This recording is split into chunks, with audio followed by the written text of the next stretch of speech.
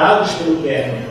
Isso para dar uma confiabilidade maior à nossa análise, porque muitos anteriores foram contados por familiares, que poderiam deturpar um pouco a história, foram contados pela própria Frederica Ralph, que poderia, enfim, confundir datas, exagerar em algum tipo de fenômeno aqui e ali. Então, preferimos, para dar uma sustentação maior no nosso estudo, analisar os fenômenos ocorridos entre 27 e 29. A senhora Ralph nasceu em 1801, era uma criança alegre, nunca ficava doente, enquanto as irmãs ficavam muito doentes. Tem uma história maior no nosso livro da Liga, então aqui, por conta do tempo, vamos limitar, né, a história da senhora Ralph e falar em 22 e 26 que os sofrimentos, porque essa mediunidade, esses fenômenos causavam certas perturbações à senhora Ralph. E entre 22 e 26 esses sofrimentos surgiram. Então Kerner, a senhora Ralph foi levada a Kerner para algum tipo de tratamento, porque ninguém conseguia entender o que estava acontecendo. E o Kerner, apesar de conhecer o magnetismo, ele não quis utilizar essa técnica para cuidar da senhora Ralph, preferindo inicialmente tratá-la a partir de banhos e homeopatia. Mas, com o tempo, ele observou que essas técnicas não estavam ajudando em quase nada. Então, ele perguntou à senhora Ralph o que ela sugeria para um melhor tratamento. E ela indica que o tratamento magnético seria melhor, seria mais adequado. Então, Kerner passa a tratá-la a partir de passes magnéticos. E nesse momento que ele inicia o tratamento a partir dos passes magnéticos, após alguns dias, uma semana, você já consegue observar uma melhora na senhora Kerner. E nesse momento, a partir dessa melhora, Kerner começa a notar os fenômenos e observar melhor aquilo que acontecia com a senhora Ralph.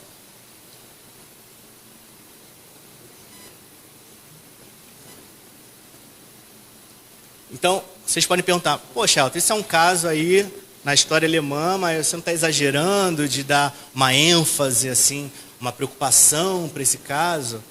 Eu digo que não, porque esse caso é intrigante.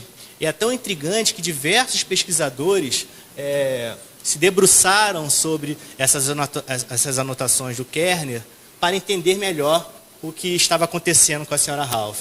Então a gente encontra em Bozano, em Desrochers, Delane, Flammarion, em até autores críticos ao espiritismo, tá? Você encontra referências, você encontra uma análise do que aconteceu com a senhora Ralph. E também encontramos em textos mais modernos.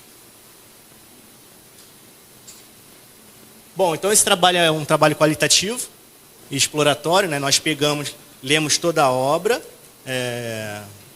A Vidência de Prevost, separamos aquilo que achávamos interessante no sentido de, bom, essa passagem aqui indica, sugere fenômenos anímicos, mediúnicos, ou aquilo que Palhano utiliza muito em sua obra de medianímico, né? E a partir dessa separação, nós buscamos em outras obras, como Kardec, como Palhano, como Bozano, Desrochers, sustentação para aquilo que a gente estava acreditando que poderia ser fenômeno mediúnico. Então, eu escolhi poucos casos, porque senão o tempo estouraria, mas acredito que a gente possa sair daqui com a ideia que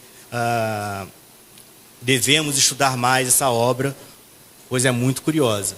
Então, Kerner afirma que a senhora Ralph, em estado sonambúlico, reconhecia quando ele dava passes em um copo que em clarividência, né, ele sabia exatamente quantos passes tinha recebido. Ela estava em estado sonambúlico, sabia quantos passes ele dava, sabia quando dava passe, irradiava na água, né? Também em estado sonambúlico, sem que ela tenha recebido instrução, porque ela, enquanto criança, enquanto jovem, praticamente ela só estudou a Bíblia. Então ela não tinha conhecimento de quase nada. Só que nesse estado sonambúlico, ela escrevia versos profundos, trazia instruções médicas, instruções tanto para ela quanto para outras pessoas. Inclusive, em uma parte da vida dela, onde o estado estava muito grave, ela estava muito magra, quase morrendo, ela trouxe uma informação do que seria necessário para a sua cura, mas todo mundo ignorou essa fala dela. Então, em Kardec, o sonambulismo, ele diz, né, pode ser natural ou magnético, tá? Quando ele é provocado por um espírito ou magnetizador. E ele diz, de forma geral, o sonambulismo é um fenômeno medianímico, porque, né, tem sempre uma particularidade do próprio ser encarnado. E ele diz, vê, ouve e percebe fora dos limites dos sentidos o que ele, o médium, expressa, aura em si mesmo. Suas ideias são, em geral, mais justas do que no estado normal. Seus conhecimentos mais extensos, porque sua alma está livre. Numa palavra, ele, o médium, vive, por antecipação, a vida dos espíritos. Então, como que aquela senhora, sem conhecimento nenhum, escrevia versos profundos, conseguia receitar tanto para ela quanto para outras pessoas, se não pela explicação, né, que ela conseguia, através de uma expansão, aí, captar mensagens, conhecimentos externos, ou até mesmo algo nela própria, mas que em vigília ela não conseguiria acessar esse conhecimento. Como ocorre em diversos médiuns, por todas as épocas, ela se confundia muito em saber se a pessoa que ela conseguia ver estava encarnado ou desencarnado. A gente vê diversas histórias aí, né, até hoje em dia, dessa dificuldade. Então ela tinha uma visão particular da sua avó, e que ela dizia que a sua avó era seu guia constante e visível. E que a sua avó também lhe parecia como a forma que a avó se apresentava, era a forma que ela tivera em vida, mas com atributos diferentes. Então, lá no livro dos médiuns, Kardec diz o seguinte, ó, ele pode, o espírito, à sua vontade, concentrar esses elementos fluídicos, né, e lhes dar a forma aparente própria aos seus projetos. Então, quando a gente vê um espírito com formas diferentes ou com atributos diferentes, não necessariamente é uma alucinação. Ele pode, pela característica do seu perispírito, moldar, né, as formas, através do fluido cósmico universal, moldar. Então, um estudo mais profundo acerca do laboratório invisível, lá no livro dos médiuns, é bem interessante para a gente entender essa parte. Kerner também classificou de clarividência magnética a sensibilidade da senhora Ralph, que ela tinha pelos objetos e substâncias imponderáveis. Então, objetos causavam sensações potencializadas na senhora Ralph. Então, a luz às vezes incomodava ela, objetos como rochas, como metais, pessoas doentes próximas a ela, incomodava muito a senhora Ralph. Então, ela tinha diversas capacidades, né, até de ler cartas fechadas. Eu me empolgo muito quando eu falo da senhora Ralph, porque era uma médium excepcional, sabe? Tinha diversas características. Mas vamos lá, eu falei que ela era uma médium, mas eu não posso falar isso, né? Casos sugerem que ela é médium, né? Então, Palhano diz o seguinte, ó, essas percepções extrasensoriais podem estar ligadas ao sistema sensório comum, aos quais o espírito encarnado está condicionado, como auditivo, visual, olfativo, gustativo e tátil. Os sentidos comuns, que todos temos. Porém, há sensações não condicionadas, ele chama de extracampinas, que são percebidas fora dos campos sensoriais. Seria, por exemplo, o fato de visualizar pessoas, objetos ou cenas reais fora do campo visual. Então, é normal eu enxergar vocês. Né? O que a gente chama de normal, basal. Né? Todos podem aqui enxergar um ao outro. Mas eu conseguir enxergar alguém que está no aeroporto agora, visualizar, é algo fora da normalidade aqui para o encarnado. Então, seria uma sensação aí, uma não condicionada. Né? E a senhora Ralph tinha muito disso, porque ela sabia quando alguém estava vindo para a casa dela, ela avisou de um acidente que aconteceria no futuro. Então, ela tem essa visualização mais ampla em diversas passagens no livro.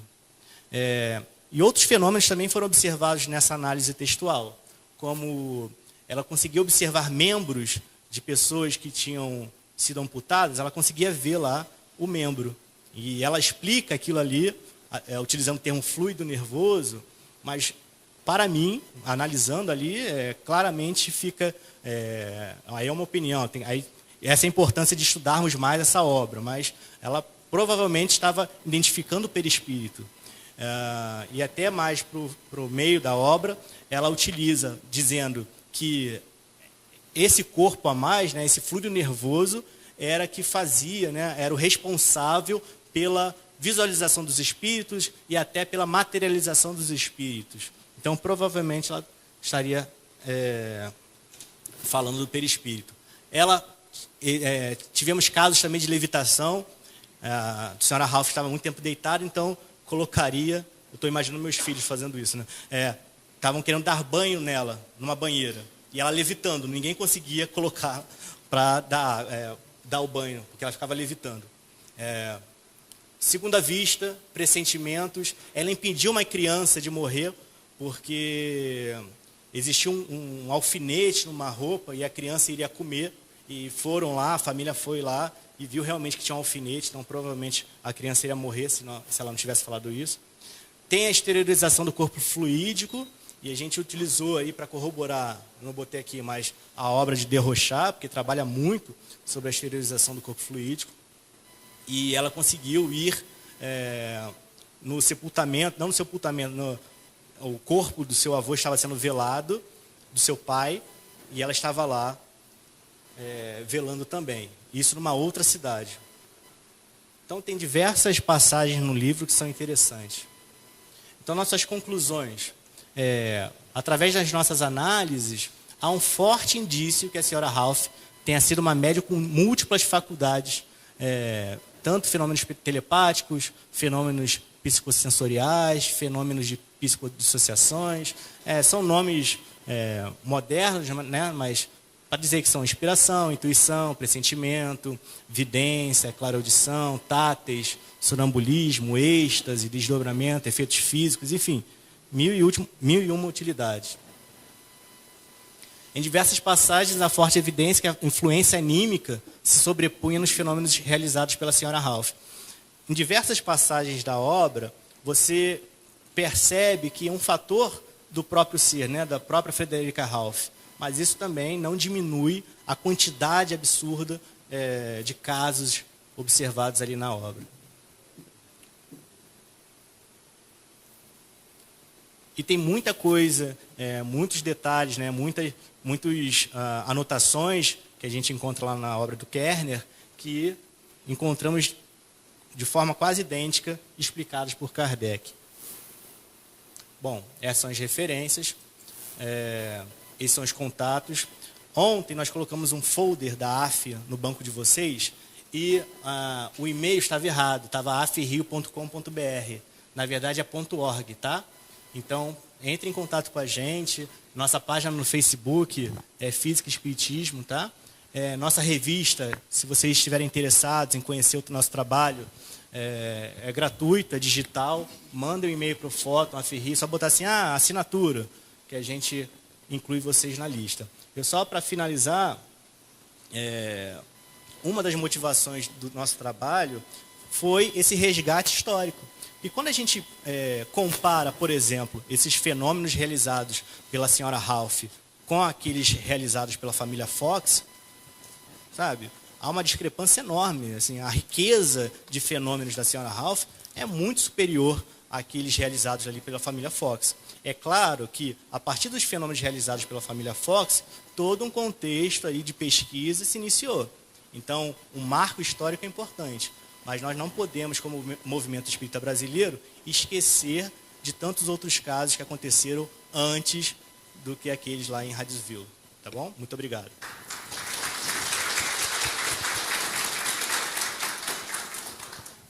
Então, nós estamos agradecendo a participação, mas pedimos que ele permaneça mais um pouquinho, porque a gente tem um espaço, embora curto, para alguma pergunta ou comentário, ou as duas coisas.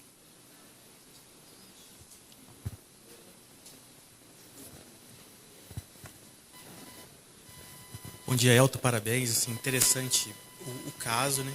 Eu vou fazer um comentário, assim, aproveitando a deixa, né, do seu estudo.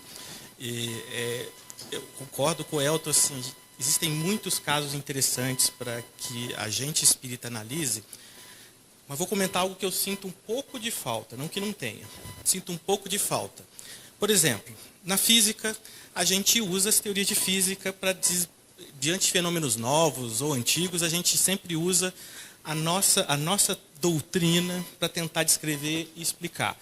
Na medicina, na psicologia, o advogado, no direito, o pessoal usa seu jargão, seus conceitos para valorizar e descrever o seu fenômeno, o seu objeto de estudo.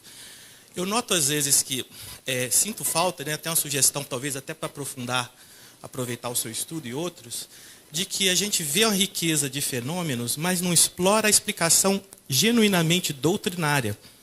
Você citou, por exemplo, exteriorização do corpo fluídico. Me parece, o estado sonambúlico já é uma exteriorização do corpo, é um grau, é um tipo de emancipação da alma, né, colocado assim pela doutrina, que já sugere uma situação de exteriorização de fluido, do corpo fluido, do perispírito, e, por causa disso, uma possibilidade das percepções. E eu assim, acho que valeria muito a pena, até para a gente, já que nós somos espíritas. Bom, eu estou comentando isso para quem se sente espírita. Quem não se sente espírita, meu comentário é pouco relevante. Mas para quem se sente espírita, a lógica deveria ser o mesmo, a gente valorizar nosso corpo referencial teórico, que é a doutrina espírita, para descrever e explicar todos esses conjuntos de fenômenos. E não ficar só, às vezes, na descrição do interessante, ou destaca aqui uma forma ou outra, mas a gente aprofundar, explorar bastante dentro da conceituação que a gente tem da doutrina. Eventualmente, mas tal fenômeno a gente não consegue explicar. Tudo bem, se existir algum tipo de fenômeno que a explicação doutrinária tem um limite, que se destaque isso, também faz parte do progresso, o avanço do conhecimento, perceber até onde a gente consegue entender com a doutrina.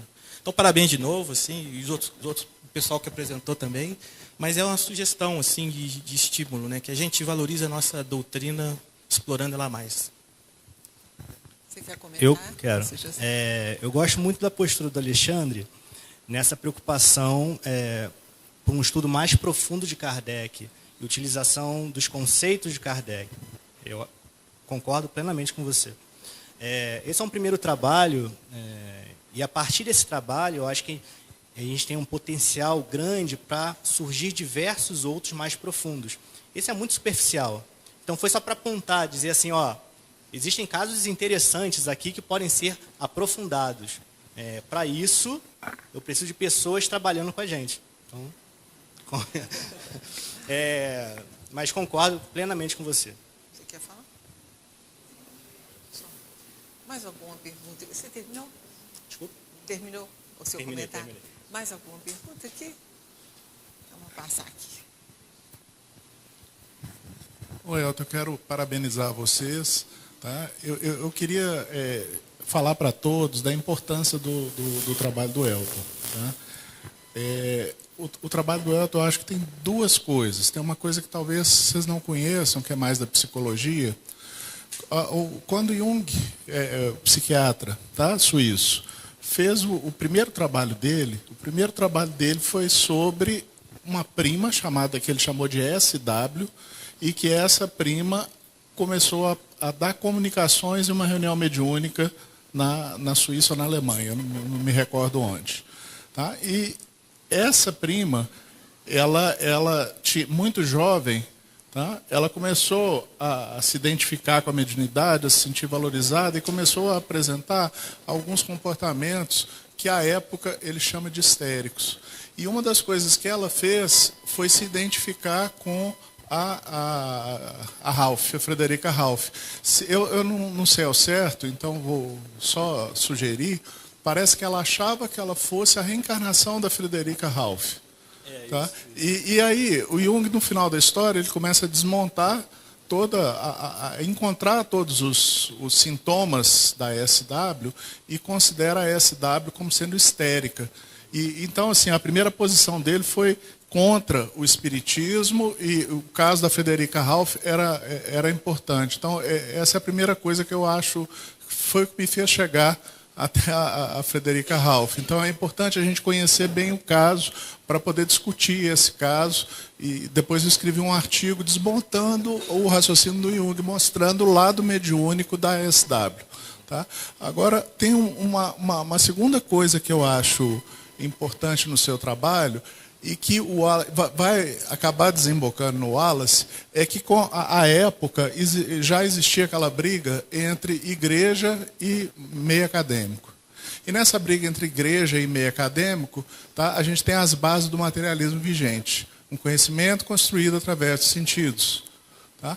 E o que acontece é que o Justinus Kerner foi uma das primeiras, ele é considerado uma das primeiras pessoas que, fazendo observações e sendo uma autoridade, ele acaba concluindo pela imortalidade da alma e ele acaba concluindo pela mediunidade, que é um nome que eu acho que nem existia, como Kardec havia definido na época. E por isso esse texto é tão importante para nós. Quando o Wallace escreveu o Diálogo com os Céticos, havia muita gente influenciada por David Hume que achava que não fosse possível fazer ciência sobre temas chamados metafísicos, né? Considerados metafísicos. E ele desmonta o pensamento de Hume e fala assim, não, a gente não pode falar que todos os depoimentos são fantasias. É o que o Wallace bate e rebate e mostra as contradições do pensamento de Hume sobre esse tema específico. Eu acho que para nós espíritas, que queremos ter uma visão um pouco mais ampla de como o espiritismo dialoga com outras áreas de conhecimento, não dá para eu falar como o espiritismo dialoga com a psicologia se eu não conhecer e falar um pouco de psicologia se eu não estudar psicologia. Ou como o espiritismo dialoga com a física se eu não entendo de física, que é o que o Alexandre vinha levantando. Um monte de gente falando de mecânica quântica, esse povo entende de mecânica quântica para poder falar de espiritismo e mecânica quântica ou só entende de espiritismo? Tá? Então, eu acho muito importante o que vocês estão fazendo e queria parabenizá-los. Tá? Só queria fazer uma última... Posso? 30 segundos. Além dessas conclusões sobre os fenômenos da senhora Ralph, existem conclusões morais nessa obra. Então, a senhora Ralph, Dr. Kerner, a partir das falas da senhora Ralph, conclui que existem espíritos com características diferentes e que essas características são causadas por atitudes enquanto encarnados. Isso é muito interessante. Você vê diversas formas do perispírito, uns mais luminosos, outros mais obscuros. Então é muito legal. E no final das conclusões do Dr. Kerner, ele diz que esse estudo profundo auxilia no sentido de tomarmos posições melhores enquanto encarnados, para que a gente não sofra no futuro. Tem mais uma?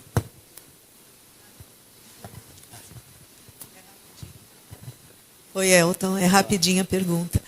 Você disse que ela escolheu pelo tratamento do passe magnético. Isso. Eu queria saber se você pesquisou dentro da obra alguma coisa sobre magnetismo.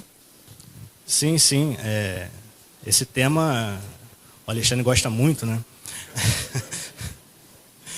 O Dr. Kerner conhecia o magnetismo animal, inclusive ele foi o primeiro biógrafo, segundo o autor, do Mesmer.